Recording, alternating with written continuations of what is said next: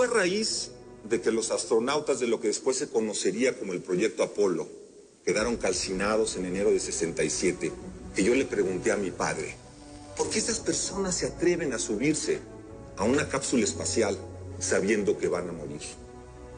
Me dijo, tú tienes que tener claro algo. No le debes tener miedo al fracaso. A lo que debes tenerle miedo es a la mediocridad.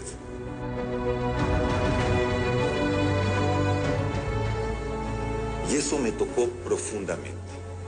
Y durante toda mi vida he tenido muy claro que lo importante no es buscar salirse de las opciones para no fracasar. Hay que tener miedo al fracaso. Cuando ustedes tengan un sueño, síganlo. Va a haber muchas personas que les van a decir que no se puede. Ustedes no se dejen. Ustedes hagan lo que quieren.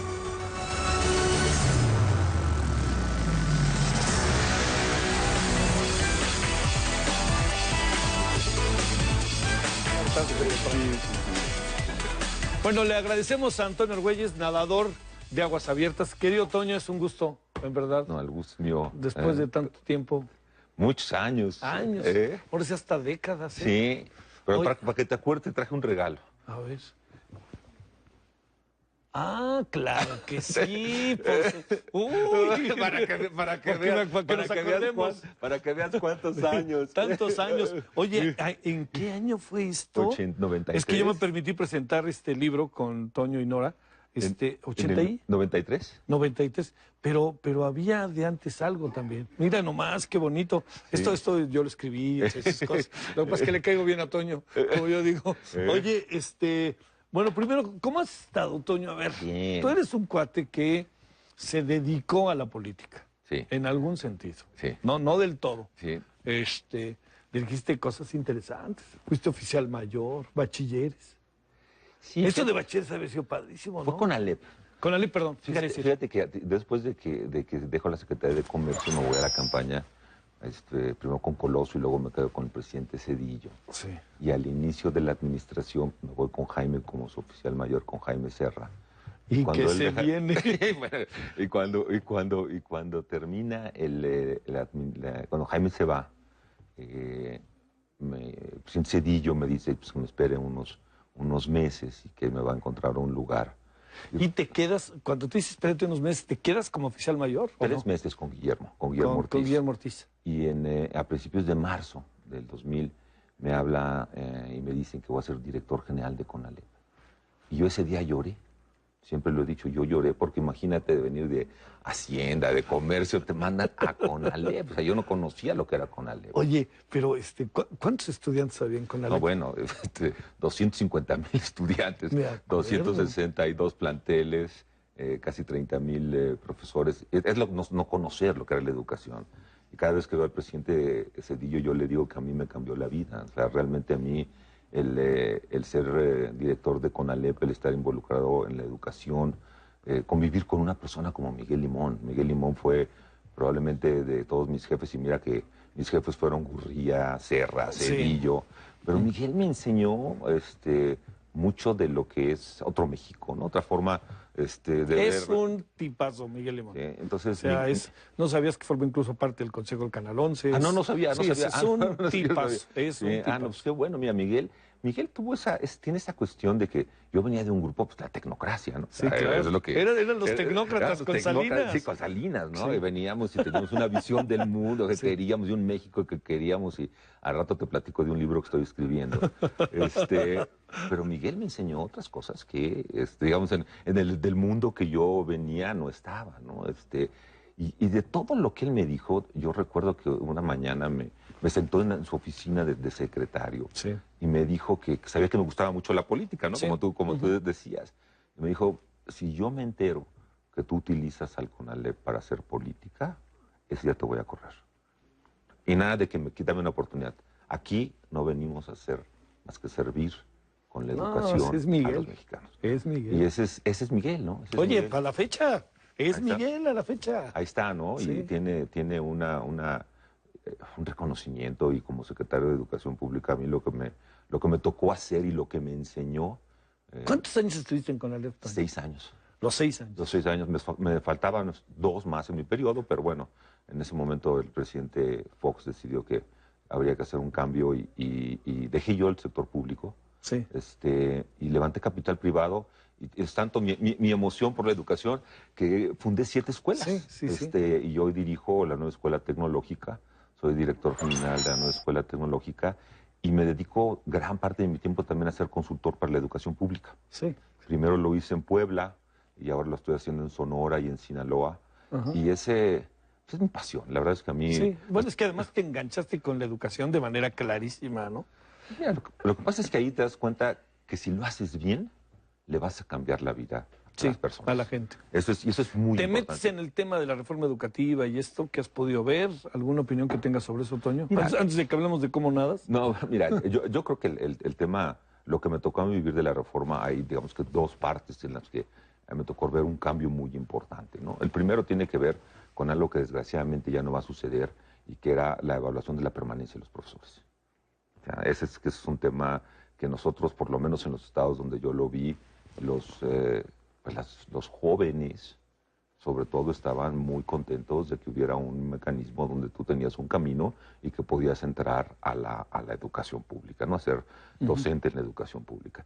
Y 2, quienes estaban adentro también se preparaban para tomar sus exámenes. Claro. Y mira, y es bien interesante, Javier.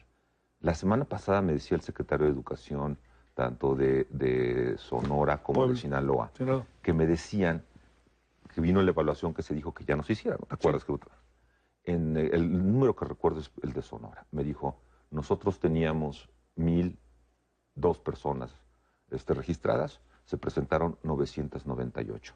Algo similar pasó en Sinaloa. O sea, que la gente quiere ser evaluada. Claro, y no hay un problema, ¿no? Yo creo que esa parte fue muy importante. Y después el otro, lo que me tocó a mí en la parte curricular, Elisa Bonilla me invitó para el tema de la activación física, porque digamos que paralelamente a lo que yo he estado haciendo como educador, como dedicado a la educación, al deporte, es una preocupación por lo que pasa hoy en México en el tema de la obesidad. O sea, tenemos un país sedentario. Y entonces hay esta confusión de que para moverse hay que hacer ejercicio. Yo les digo, no, bueno, no todo el mundo tiene que nadar canales, ¿no? Ni nadar, ni entrenar lo que entreno. Y los 7 mares. Los 7 mares, ¿no? O sea, pero la activación física es el paso intermedio entre el sedentarismo y el deporte organizado. Y desgraciadamente ese es un tema que por más que digamos que tenemos una epidemia, yo, desde mi punto de vista, no creo que estemos haciendo suficiente para movernos, ¿no? Y que tiene que ver con... y no es la infraestructura deportiva, o sea, no es tener las albercas, no es tener... Claro, mira, las canchas, ¿no? Yo siempre recuerdo, como anécdota, no sé si tú te acuerdas en qué momento te pedí que escribieras el prólogo. Yo te voy a recordar. A ver. En ese tiempo yo era triatleta. Sí, claro. Y estabas fundando la Federación Mexicana de Triatlón. Y andaba yo en bicicleta en CEU y tú andabas corriendo en CEU. Ah, sí, cierto, entonces, claro. Te pasé y te vi y me regresé y te di y me empecé a platicar contigo. Bueno, ese es los espacios, ¿sí? O sea, el espacio, nosotros lo que tenemos que lograr es que las ciudades... Lo que tú hagas. Sean la ciudad es tu espacio deportivo, ¿no? La ciudad es mi gimnasio. Y en la medida en que nosotros tengamos una cultura de que... Eso está muy padre, la ciudad es mi gimnasio. La ciudad es mi gimnasio. Está muy padre. Y tienes que poder desplazarte y poder caminar y tener polígonos donde tú puedas... Piensa en Coyoacán, ¿no? Y te puedes ir caminando de Coyoacán, a Miguel Ángel de Quevedo, sigues, te puedes ir hasta San Ángel, ¿no? Como que, claro. Bueno, así deberíamos de tener muchos espacios, ¿no? Sí. Lo que ha sucedido con las bicicletas. ¿Te acuerdas de las bicicletas? Sí, claro. Cuando Marcelo era el secretario, ahí con Manuel y que empezamos las bicicletas, cómo se reían de nosotros, ¿no? ¿Te acuerdas? Claro. Bueno, ve hoy... Bicicleteros. ¿Te acuerdas, no? Claro. Ve hoy lo que tenemos, ¿no? Bueno, eso es lo que tendríamos que estar logrando, ¿no? Sí. A ver, Toño, déjame decirte, va a cambiar la reforma, ¿eh? Sí. Y por lo que veo, como diría Mario Delgado, ni una coma. Pues mira, yo creo que yo no soy no estoy metido en la discusión política, pero bueno, se ha dicho y Esteban lo ha dicho y en los foros ha sido muy claro de que va a ser un cambio, ¿sí? Yo creo que para mí lo que sería muy triste es, entiendo la discusión y bueno, creo que fue un compromiso y la permanencia no puede estar atada a la evaluación. A mí, ¿qué me gustaría ver? A mí me gustaría que el sistema de ingreso siguiera siendo a través de una evaluación. Eso es bien importante, Javier. Sí, no que tengas pase automático. Exactamente. O sea, esa cultura de que tienes que esforzarte, tienes que prepararte para ingresar y que hay la meritocracia. Todos la tenemos. La meritocracia. O sea, ¿tú dónde estudiaste? Yo estudié... La licenciatura. En Stanford. En Stanford. ¿Y te hicieron un examen? Yo, cuando entramos como el 7.5% de los que hicimos solicitud. No hay quien no entre a CU, de no ser que venga de prepas o CCH, que haga examen. Que entre al poli, se hace examen. Dime dónde no se hace examen. Y yo creo que ese es México, si tú me preguntaras a mí, si hubiera una sola cosa que yo pudiera cambiar en México, es hacerle un país de meritocracia. Sí. Un país donde el mérito realmente valga. Sí. O sea, donde mira, ayer salió un artículo en el New York Times muy interesante de Warren Buffett, no de Warren Buffett, de Bloomberg, dando la donación que hace a su escuela. Ah, sí. Sí. Y él tenía un papá que ganaba $6,000 al año, ¿no? Un contador. ¿Y él? Se hace Bloomberg, ¿no? No, y bueno. Sí, y cómo fue, ¿no? A través del mérito de trabajar. Bueno, en el momento en que México podamos tener esas posibilidades y que todo sea a través de mérito y no de quien conozcas y que tengas que esforzar para ganar lo que quieres, las cosas van a cambiar. Bueno, un mérito que tú tienes, Toño, es que con muchas personas que yo he platicado y con algunas que se han sentado en el lugar en que tú estás, te reconocen. ¿Y sabes qué es lo que te reconocen? Los términos de promoción, de no dejar que bajen la guardia, de estar todo el tiempo compitiendo, o si no, compitiendo con ellos mismos. Esa ha sido tu vida, ¿no? Pues, la verdad es que yo tuve la... pero esa ha sido tu vida. Yo desde que te recuerdo, eres bien competitivo, no te gusta perder ni en canicas. No me gusta perder, no me gusta perder. Sí. Y eso es algo que aprendí. Mira, yo empecé a nadar. Ahí está una foto mía en casa de mi abuelo. Me conozco la foto. Empecé a nadar en casa de mi abuelo en Cuernavaca. Este es Cuernavaca, ¿no? Es Cuernavaca, en casa de mi tiene abuelo. Tiene así como, no sé por qué me da Sí, tiene casa en Cuernavaca. Y cuando Felipe gana la medalla hace 50 años. Hace 50 años. Yo le digo a mi mamá que yo quiero ir a unos Juegos Olímpicos. Y a mí me iba muy mal en el colegio. Imagínate ir en el colegio alemán y ser hiperactivo. ¿Sabes lo que era eso? No. Tremendo. Sí, o sea, era horrible, era horrible. Sí. Siempre me estaba yo castigado, siempre malas notas. Y en el alemán. Era horrible. Entonces, para lo que nos sirvió es para aprender alemán. Exactamente, ¿sí? Sí. Y entonces yo empiezo a nadar y mi hiperactividad se controla. Y hoy a mis casi 60 años es lo mismo, ¿no? O sea, es lo mismo. Yo sigo haciendo ejercicio porque es para mí una medicina que me permite estar estable, ¿no? Y entonces a mí empiezo a competir y yo era un niño, pues era un gordito, me buleaban en la escuela, pero me di cuenta que nadando era muy bueno, ¿no? Comparado con mis compañeros en el colegio. Sí. Ya ves que en el colegio está el Schwimmfest, que era esta fiesta de natación de todos los años. Y me empiezo a dar cuenta de que soy relativamente bueno, ¿no?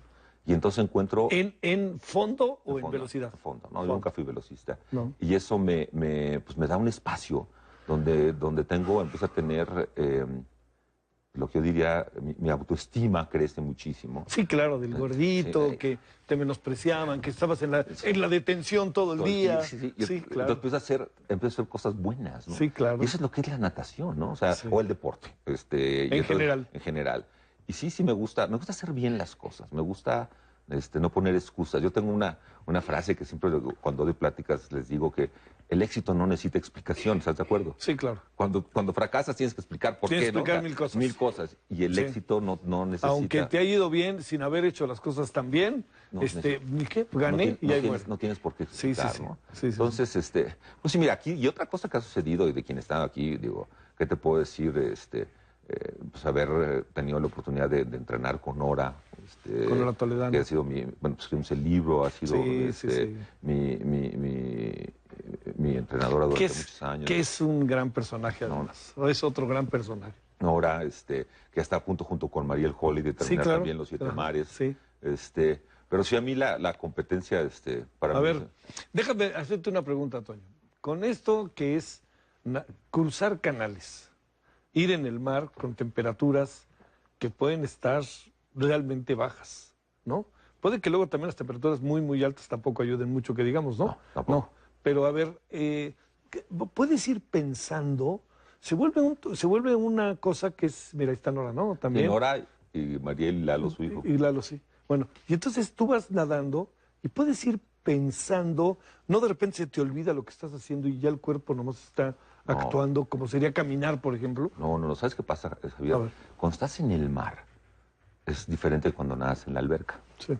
En la alberca nomás tienes que preocuparte de seguir el carril, ¿no? Sí. Pero en el mar tienes olas, tienes viento y tienes que ir junto a la lancha.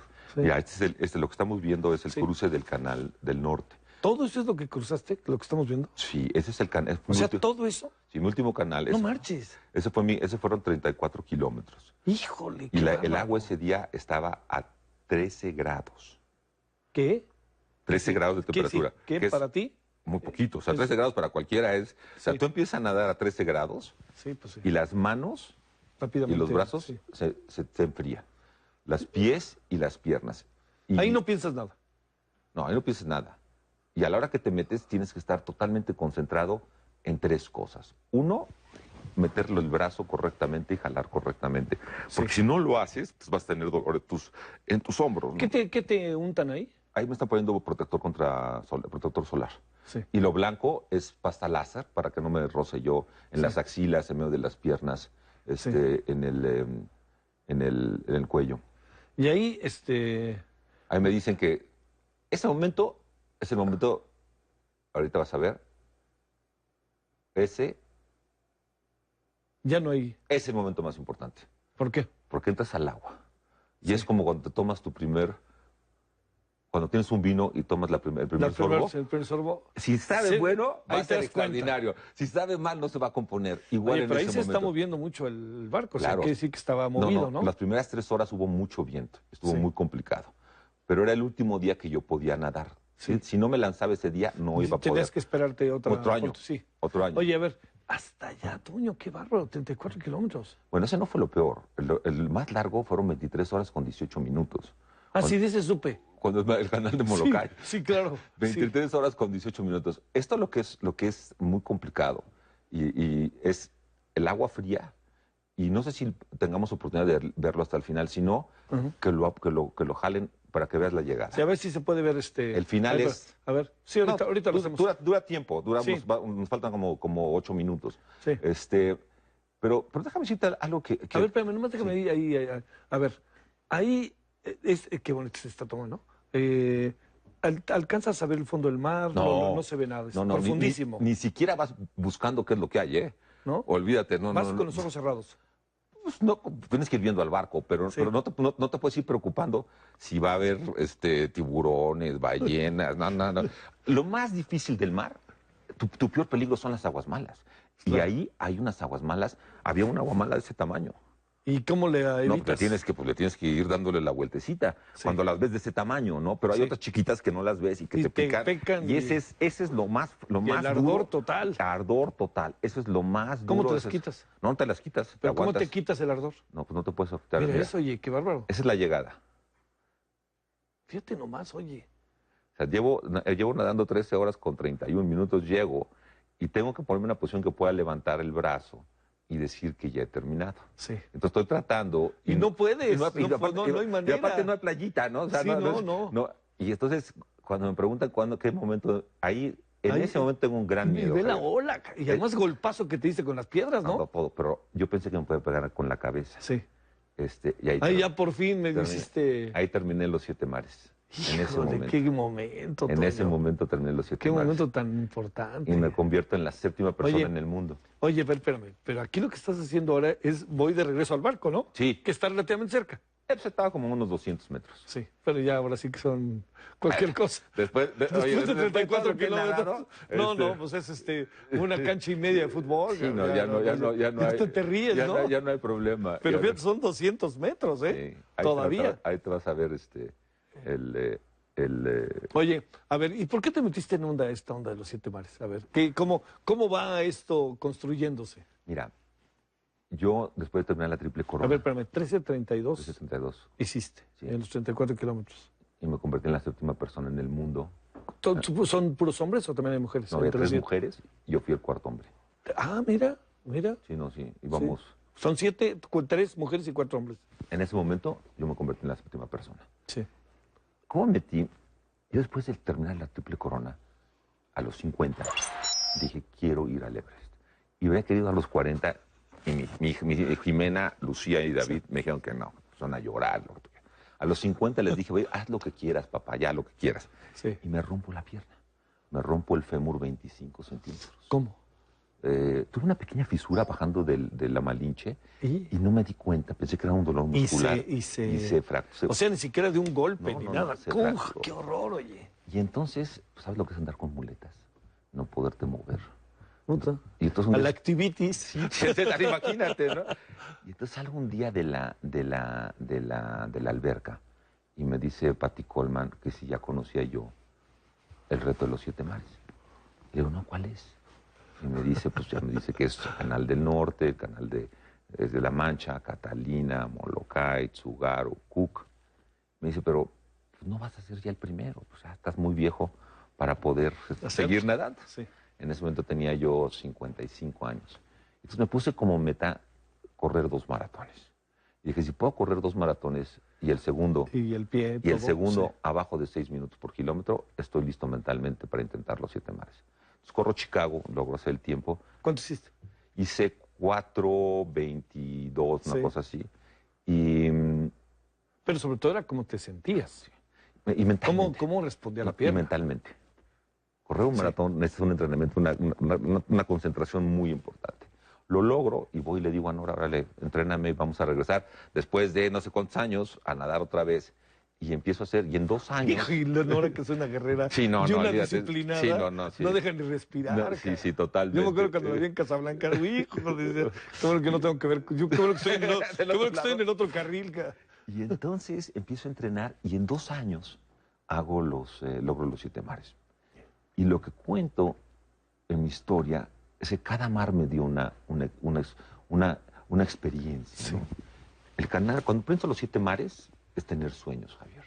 Y todo el mundo me decía, ¿cómo a los 56, 57 quieres hacer esto? ¿No? Y a mí me encanta tener sueños, tener aventuras, poder levantarme en la mañana con algo que voy a hacer. 2, cuando vamos a Gibraltar, después de 37 horas, llego y me dicen, te tienes que presentar mañana a las 9 de la mañana, porque si no sales mañana no van a poder salir. ¿En Gibraltar? En Gibraltar. Hijo, tienes que prepararte. Fríísimo además, ¿no? No estaba frío ese día. ¿No? Tienes que estar preparado para lo impredecible. Nos vamos a Tsugaru y estaba yo súper lastimado. ¿En dónde Tsugaru? En Japón, entre Honshu y Hokkaido en Japón. Ajá. Y estaba yo muy lastimado del brazo. Y mi hija Jimena me escribe y me dice, papá, yo sé que a lo mejor no cruzas hoy, pero si no sucede, para mí siempre seguirá siendo mi héroe. Wow. Y ese día aprendí a disfrutar mis nados, a olvidarme de llegar al otro lado y disfrutar el camino. Sí, claro. Y muchas veces no disfrutamos el camino. Es más importante el viaje que el destino. Exactamente. Claro. Sí. Y eso lo aprendí en Tsugaru. Después nos fuimos a Molokai. Tú imagínate que yo pensaba hacer el nado en 16 horas. Y a las 10 horas, cuando Nora me dice, Toño, no llevas ni la mitad, me dio una gran duda. En inglés está la palabra self-doubt. Sí. O sea, tener dudas. ¿Qué hiciste, cara? Bueno, pues empezar a reconformar mi mente y empezar a ver cómo le iba a hacer hasta que llegara a las 18 horas, porque te acuerdas en lo que había mandado era 18 horas. Sí. Y cuando llego a las 18 horas, ¿qué tengo que hacer con mi mente para poder salirme? Y bueno, básicamente fue pensar que me faltaban 5 horas, que es un sábado en la mañana en las estacas, y que bueno, vamos a hacer 6 horas. Ya, sí, claro. Ya tan fácil. Y como ahí se fue, Ahí se fue, ¿no? Ahí se fue. No es tan fácil. Bueno, pero mentalmente, a los juegos que tú dices que voy pensando, tienes que ir concentrado en lo que estás haciendo. ¿Sí? Después viene el canal de Catalina, y ahí tenía yo que tomar un riesgo, porque yo no sabía si iba a aguantar el agua de 14 grados. Yo ya había hecho Catalina, no tenía que hacerlo. Y me dice, ¿ese dónde está? Entre la isla de Catalina y la costa de California, en Newport. Sí. Y Nora me dice, oye, ¿para qué vas a tomar el riesgo? Tú ya lo tienes, o sea, en 2 meses después tenemos que irnos a Cook. Le dije, no, yo quiero hacerlo. Y a veces no nos gusta tomar riesgos porque puedes fallar, ¿no? Sí, claro. Pero si tomas el riesgo y te va bien, es increíble, ¿no? No, me doy pero cuenta. Si tomas el riesgo, aunque no lo consigas, lo tomaste, ¿no? Es una actitud mental. Y entonces salgo de ahí, listo. Nos vamos a Nueva Zelanda. Y es un día que empieza, de las fotos que veías, una del dingue anaranjado, planito, y empieza a descomponerse. Y al final estoy nadando paralelo a la isla donde tengo que llegar por las corrientes. Y ahí sí fue un día de concentración mental para poder salir de esa crisis. No de agotamiento. No, tenías porque... ¿El tema del agotamiento pasa? Sí, pero vas preparado. O sea, yo te diría que el reto de un nadador de aguas abiertas es más mental que físico. Sí. Porque te enfrentas en muchas cosas te van a pasar. Vas a tragar agua salada, te van a doler los brazos, te va a doler la espalda baja, vas a tener que cambiar ritmos, te vas a encontrar corrientes que están en contra tuya. O sea, se complica mucho, ¿no? Mira, el final fue el Canal del Norte, donde pues, yo tenía mucho miedo. Y es difícil reconocer que tienes miedo, ¿no? Sí, más que te vas a echar ahí. Y en mi miedo, o sea, vas tras el miedo. Mi miedo era el agua fría. Sí, claro. Y sí iba a lograrlo, ¿no? Ajá. Y entonces yo llego al Canal del Norte a enfrentar mi miedo más fuerte, ¿no? Y entonces ahí, en ese momento, le dicen a Nora que llevo 11 horas nadando. Y ahí le están diciendo a Nora, el capitán del barco, le está diciendo, Toño tiene que nadar ahora a toda velocidad, porque si no rompe la corriente, nunca va a poder llegar. Te va a ir llevando. Te va a ir llevando, va a cambiar la marea y te va a empezar a llevar hacia el norte y no va a poder terminarlo. Bueno, esos son los momentos para los que tú te tienes que preparar en dos formas, física y mentalmente. Y bueno, terminé muy contento. Pues sí, claro. Lo celebré en una cena. Para mí, hay momentos muy importantes en mi vida, pero me escribe el presidente Cedillo. Sí. Y me dice que está muy contento de lo que sí, bueno, también eres deportista. Sí, ¿no? que él lo entiende. Sí. Y nos vamos a cenar. En casa de Raúl, mi hermano, viene Miguel, Carlos Mancera, Marco Provencio. Y una noche extraordinaria, porque ya te das cuenta porque el Cedillo es el mejor presidente que tenemos. O sea, alguien que te platica lo que está haciendo en Yale, los consejos, y lo que hace en el mundo. O sea, increíble, ¿no? Entonces me dice, ¿y por qué no escribes un libro? ¿No? Dos ex jefes ahí, ¿no? Ah, pues sí, vamos a pensar, es como si fuera tan fácil, ¿no? Sentarte a escribir un libro. Y síguenos contando y ponte de pie si no te importa, Toño, para que nos saquemos una foto. ¿Sabes? Sí. Y entonces, cuando hacemos el hago el nado, me sale un artículo en New York Times. Y el que lo escribe, le digo, oye, ¿por qué no? El nuevo rostro de México es El Heraldo, el periódico que piensa joven. Es emprendedor, es creativo, es tendencia. El Heraldo de México, el periódico de todos. Descarga nuestra app y entérate al instante de lo que pasa en el mundo. Piensa joven. Piensa joven. Las respuestas pueden estar en el pasado,